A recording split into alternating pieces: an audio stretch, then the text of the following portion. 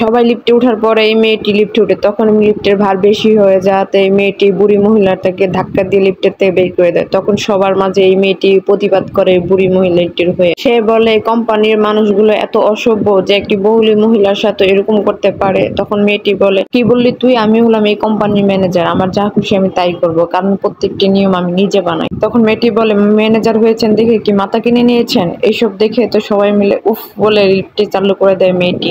আর এগুলো বুড়িটি দেখে তো অবাক হয়ে যায় মেয়েটি কতটা সাহসী।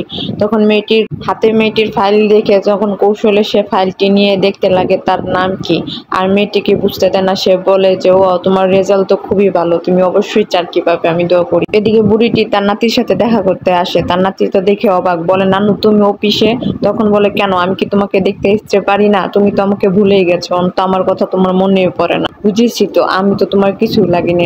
তখন নাতির আর অভিমান ভাঙাতে লাগে, বলে, না নানু তুমি এসব কি বলছো? তুমি ছাড়া আমার তো আর দুনিয়ায় কেউ নেই, আমার খুবই মনে পড়ে, কিন্তু কাজের চাপে যেতে পারি না। বড় নানি বলে, হয়েছে হয়েছে, সবই বুঝেছি এখন আমি।